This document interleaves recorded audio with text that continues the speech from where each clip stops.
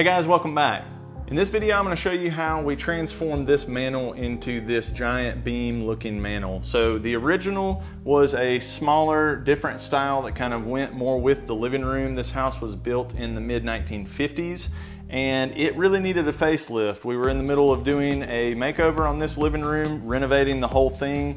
We thought we might be able to get away with just painting it white, and we tried that and it didn't look quite right. So we had to kind of modify it. We ended up going with this big faux beam look. It was really simple to do, just took a little bit of figuring out. These actually now match the beams that are up in the ceiling, but let me show you how we did it. Like I mentioned before, this house was built in 1956 and pretty much all of it has been updated except for this room. When we started staining these boards for the ceiling beams, we didn't know that we were going to do the mantle with them too.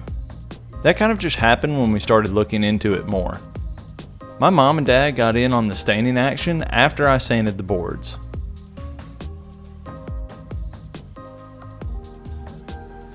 Then we had to do a little demolition on the existing mantle.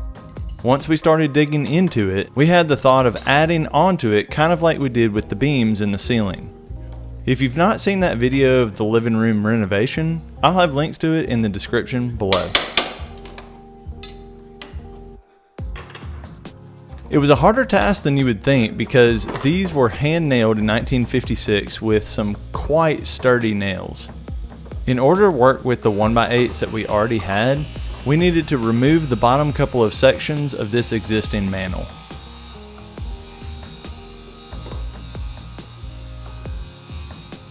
I needed to add some support boards underneath so I would have something to nail into on the underside. I secured some of them flush with the underside of the existing mantel and then added some short 2x4s vertically secured to those boards. We marked where the supports were with some blue tape, so once we got it all covered up, we would know where to nail. I guess I'm getting tired because my English is going away.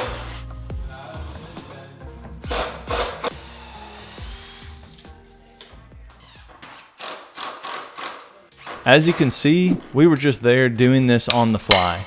We originally thought we could leave some of the sections on the existing mantel, but as this project went along, we figured out that they needed to be removed.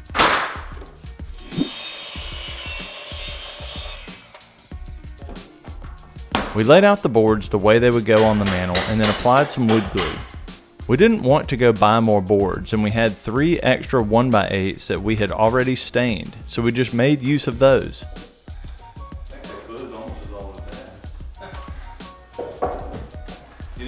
You didn't hear that?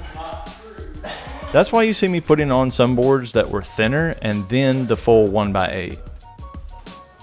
We had a few objectives of how we wanted to put these up. My dad didn't want to see any of the edges of the boards from the front of the mantel.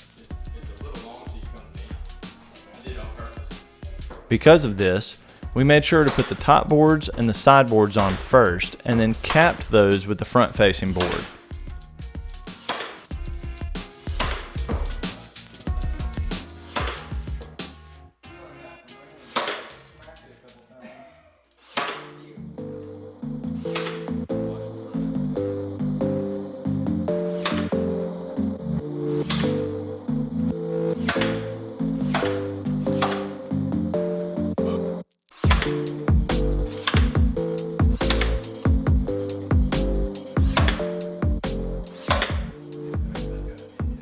It did give a nice clean look. Because of making a couple of cuts, we had to touch up the ends of some of the boards with a little bit of stain. Even though these boards are very straight and high quality, they were not perfectly straight. In this case, you can start at one end, secure that end, and then kind of work it either up or down, nailing as you go. You can get out a little bit of the unevenness in the board by doing this.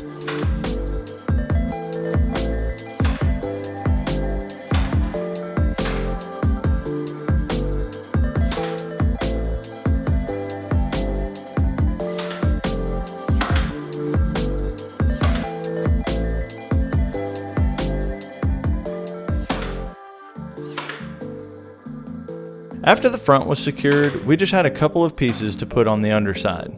We didn't have any full-length scraps left at this point, but we figured on the underside of the mantel, having a small piece in one corner would not be a big deal.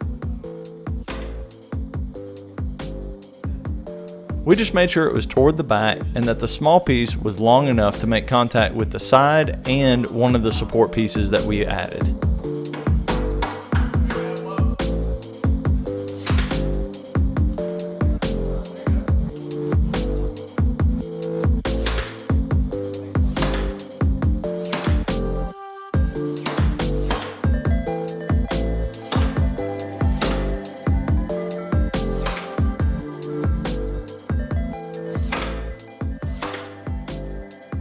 Here's how the mantel looked the day we got done with it and got the room cleaned up.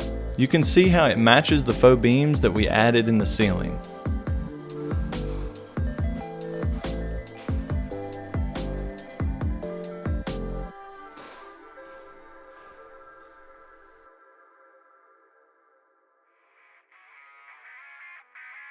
And here's the room all put back together. It's such a transformation from what it was before, and the mantel was a big part of that.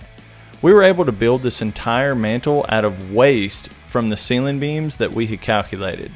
It always feels good to be able to do that.